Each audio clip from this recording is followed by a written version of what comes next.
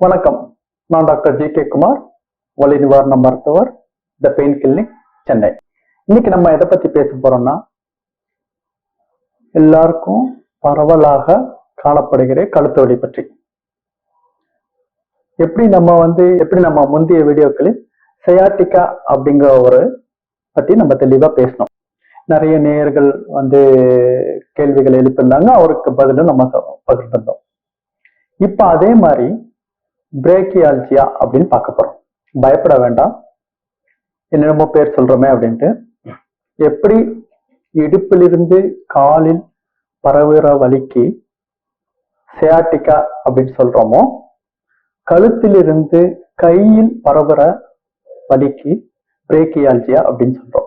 இது பரவலா நம்ம அந்த வார்த்தையை யூஸ் பண்றதில்ல. இது எதனால வருது, இந்த மாதிரி கழுத்து வலியோட கை வலியும் வந்தா என்ன பண்ணணும், நிறைய பேருக்கு இந்த பிரச்சனைகள் இருக்கிறது, இதற்கு என்ன தீர்வு, எப்படி அதை திருப்பி வராம சரி செய்துக்கணும் சுருக்கமா பார்ப்போம்.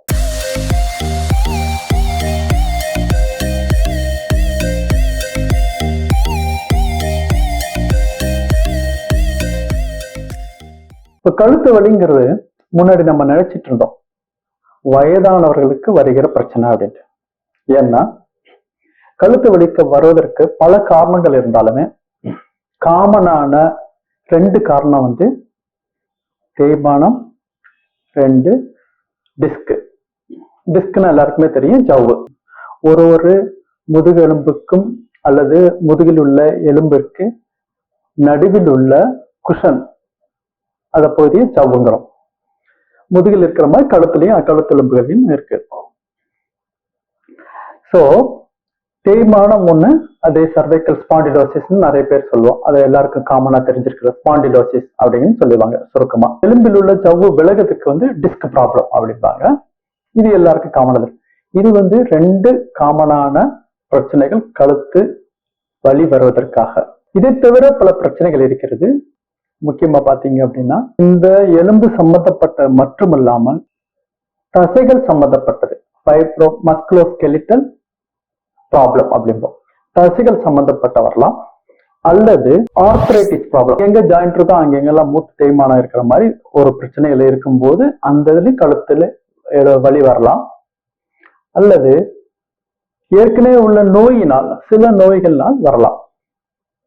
ஸோ ஆனா முக்கியமா ரெண்டு காரணங்கள் அதிகமா பரவலா காணப்படுவது சர்வைக்கல் ஸ்பாண்டிலோசிஸ் என்ற சொல்லப்படுகிற தேய்மானமும் டிஸ்க் விலகுதல்னாலதான் காரணமா இருக்கிறது. இந்த கழுத்து வலிங்கிறது பாத்தீங்க அப்படின்னா நிறைய பேருக்கு இப்ப பரவலா காணப்படுகிறது. ஒரு உலக அளவில் நடத்தப்பட்ட ஒரு ஆராய்ச்சியில் பாத்தீங்க அப்படின்னா 1000 பேர் எடுத்துக்கிட்டோம்னா 27 பேருக்கு கழுத்து வலி இருக்கு. 100ல ஒரு 3 பேருக்குன்னு வச்சுக்கலாமே அப்படின்ட்டு. இப்ப பேக் பெயின் மாதிரி காமனா நெக் பெயினும் வந்துட்டு இருக்கு. இதற்கு பல காரணங்கள். ரொம்ப சிம்பிளா சொல்லலாம். எப்பயுமே போனை பார்த்துட்டு இருக்கோம், ஏதாவது ஒரு சிஸ்டத்தை பார்த்துட்டு இருக்கோம், ஏதாவது ஒரு எலக்ட்ரிக்கல் கேட்ஜெட்ஸை பார்த்துட்டு இருக்கோம். முன்னாடி படிக்கிறதுக்கு மட்டும்தான் கழுத்தை யூஸ் பண்றோம். இப்ப அப்படி கிடையாது. ஒரு நாள் எடுத்து பார்த்துட்டு உங்க போன்ல பாத்தீங்க அப்படின்னா ஸ்கிரீன் டைம் அப்படின்னு ஒரு ஆப்ஷன் இருக்கும். அதாவது நீங்க எவ்வளவு நேரம் அந்த ஸ்கிரீனை பார்த்திருக்கீங்க அப்படின்ட்டு அதை ஓபன் பண்ணி பாத்தீங்கன்னா உங்களுக்கே ஒரு அதிர்ச்சிகரமான ஆச்சரியமா தான், இவ்வளவு நேரமா போனை பார்த்துட்டு இருக்கோம் அப்படிங்கிற மாதிரி. நான் எதுக்கு சொல்றேன்னா, இந்த மாதிரி கழுத்தின் பயன்பாடு அதிகமா இருக்கு. இதுக்கு முன்னாடி கழுத்து வச்சிருந்தவங்க எல்லாம் யூஸ் பண்ணல அப்படின்னு நீங்க கேட்கலாம்.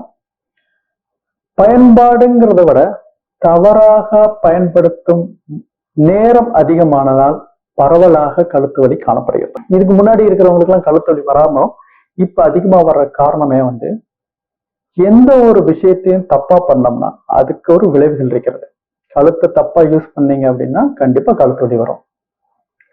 இதுதான் காரணம். இதை தவிர பாத்தீங்க அப்படின்னா கழுத்து வலிக்கான வரக்கூடிய ரிஸ்க் ஃபேக்டர் யாராருக்கு இருக்கு, யாருக்கு கழுத்து வலி அதிகமா வரும் அப்படின்னா ரெண்டு காரணங்களா பிராடா பிரிக்கலாம். மாடிஃபைபிள் ஃபேக்டர் அப்படின்னா இன்னொன்னா நான் மாடிஃபைபிள் ஃபேக்டர்.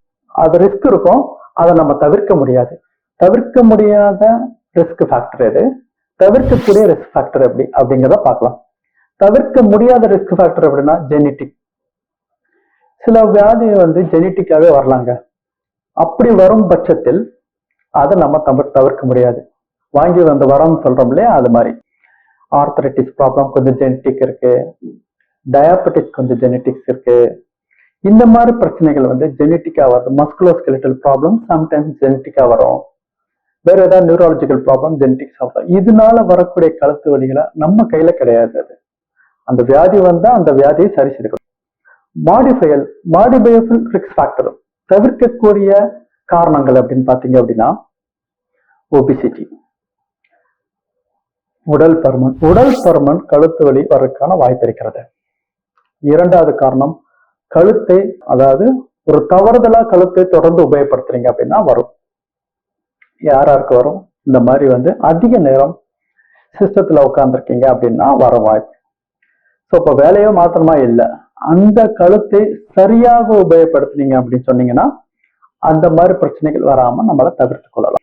இது வந்து ஒரு பரவலான ஒரு ப்ராடா கழுத்து வலினா என்ன, யாராருக்கு கழுத்து வலி வரும், கழுத்து வலியின் காரணங்கள் என்ன அப்படிங்கறத சொல்லிட்டோம்.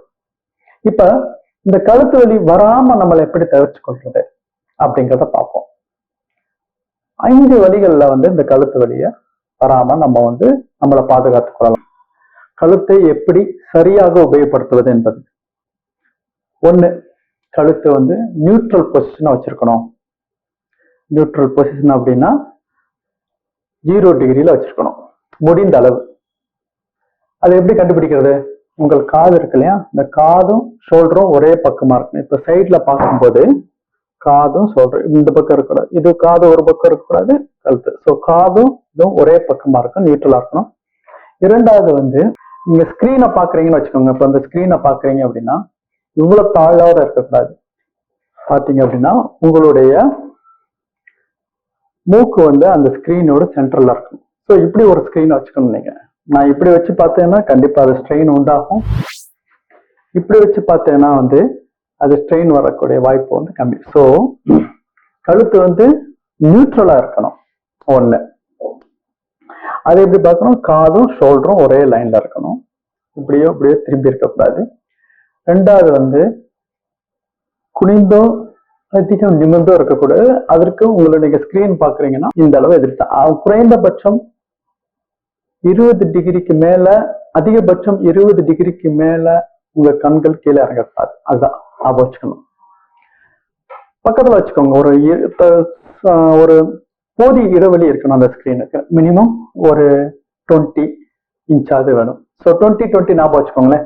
20 இன்ச் இருக்கணும், மேக்சிமம் 20 டிகிரி இன்க்ளினேஷன். இவ்வளவுதான் பார்க்கணும், இப்படிலாம் குனிஞ்சு பார்க்கக்கூடாது. இப்படி பண்ணீங்கன்னா அந்த கழுத்தில் பயன்பாடு வந்து ரொம்ப நேரத்துக்கு பண்ணா கூட அதில் உள்ள அழுத்தம் வந்து போகாது. 2வது வந்து முடிந்தளவு உங்களுடைய ஷோல்டர் வந்து நேரா இருக்கணும். அதுக்கு உங்க சேர் கரெக்டா இருக்கணும். இப்படி கூன் போட்டு பார்த்தீங்க அப்படின்னாலே அந்த பிரச்சனைகள் வந்துடும். கை வந்து கரெக்டான அந்த அளவுக்கு இருக்கணும், ஷோல்டர் நேரா இருக்கணும், எல்போவும் முழங்கையும் மணிக்கட்டும் ஒரே லெவல்ல இருக்கணும். இந்த மாதிரி. ஸோ கரெக்டா சொல்ல போனோம் அப்படின்னா என்னோட சிஸ்டம் வந்து இந்த லெவல்ல இருக்கணும், இப்படி இருக்கணும். இப்படி பண்ணீங்க அப்படின்னா கழுத்தில் உள்ள அழுத்தங்கள் வந்து தவிர்க்கப்படலாம். ஸோ இது வந்து சொல்லிட்டேன். 2வது வந்து முடிந்த அளவு நின்று கொண்டு வேலை பாருங்க. ரொம்ப நேரம் உட்காராங்க, அப்பப்ப நின்றுக்கிட்டே வேலை பாருங்க. அடுத்து பார்க்குறேன் என்னன்னா, முடிந்த அளவு ஒரு மைக்ரோ பிரேக்ஸ் எடுத்துக்கிட்டு ஒரு ஃபியூ மினிட்ஸ் நடங்க, ஒரு சில நிமிடங்கள் நடக்கலாம். அடுத்து செய்யக்கூடியது என்ன அப்படின்னா, அதிக நேரம் போனை பார்க்காதீங்க. ஸோ என்னென்ன காரணங்கள் சொல்லியிருக்கிறோம்? 1 வந்து நியூட்ரல் பொசிஷன் நெக் மெயின்டைன் பண்ணணும். சிஸ்டம் வந்து உங்களுடைய நோஸும் மூக்கையும் அந்த சிஸ்டத்தோட சென்டரும் ஒரே மாதிரி இருக்கணும். முடிந்தளவு நின்று கொண்டு வேலை பாருங்கள். முடிந்தளவு சிறிய மைக்ரோ பிரேக்ஸ், சிறு இடைவெளிகள் விட்டு நடங்க. 5வது போனை வந்து பார்க்கறத வந்து குறைத்துக் கொள்ளுங்க. இந்த 5 கடைபிடிச்சிங்கனாலே கழுத்தில் செல்லக்கூடிய அழுத்தங்கள் குறைந்து வலி வருவதற்கான காரணங்கள் குறையும். அடுத்து கழுத்து எலும்புல என்னென்ன பிரச்சனை வரலாம் அப்படின்னா, இந்த தேய்மானம் அப்படின்னு சொன்னோம் இல்லையா, எல்லாருக்கும் நினைச்சிட்டு இருக்கோம் அது வயசானவங்களுக்கு தான் வரும் அப்படிங்கிறது. இப்ப வந்து இளம் வயதினர்களுக்கும் நடுத்தர வயதினர்களுக்கும் இந்த சர்வைக்கல் ஸ்பாண்டிலோசிஸ் வருகிறது. டிஸ்க் பிரச்சனை இல்லாமல் கழுத்தை தவறாமல் உபயோகப்படுத்துவதனாலும் கழுத்தை சுற்றியுள்ள தசைகளை சரியான முறையில் பராமரிக்க தவறியதால் வலுவிழப்பதாலும் இந்த பிரச்சனை வருது. அதோடு சேர்ந்து விட்டமின் குறைபாடுகளை நம்ம சேர்த்துக்கலாம். ஸோ இதெல்லாம் காரணங்களா எதிர்பார்க்கப்பட்ட நாட்களுக்கு முன்பாகவே நம்மளுக்கு கழுத்து வலி வருகிறது. இளம் வயதினருக்கு கழுத்து வலி. இந்த டிஸ்க் பிரச்சனை அப்படிங்கறத ஏற்கனவே நிறைய தடவை பேசியிருக்கோம். நம்ம சவ்வு இருக்கு, அதுல உள்ள சவ்வு விலகுவதால் பிரச்சனை வருகிறது. அதுல ஒரு 4 ஸ்டேஜ் இருக்கு.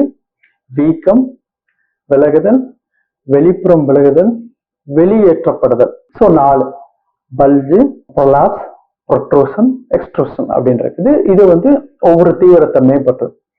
ஆக கழுத்து வலியில் ஆரம்பிக்கலாம். இந்த டிஸ்க் பிரச்சனை ஆரம்பிச்சு கையில் உள்ள நரம்புகளில் அழுத்தம் ஏற்படலாம். இதைத்தான் பிரேக்கியால்ஜியா அப்படின்னு சொல்றோம். சயாட்டிக்கா மாதிரி பிரேக்கியால்ஜியா அப்படின்னு. சில பேருக்கு 2 பக்கமும் வரலாம், ஒரு பக்கம் மட்டும் பெரும்பாலும் வரலாம். ஒரு ஷாக் அடிக்கிற பெயின் மாதிரி வரும். கையை யூஸ் பண்ணும் போதெல்லாம் கழுத்து வலியோட கை வலியும் வரும். இது டிஸ்க் பிரச்சனையினால வரலாம். ஸோ இந்த மாதிரி வரும்போது முக்கியமா மருத்துவரை அணுகி பரிந்துரைக்கப்பட்ட மாத்திரைகளை தேவையான நேரத்தில் தேவையான நாட்களுக்கு எடுத்துக்கோங்க.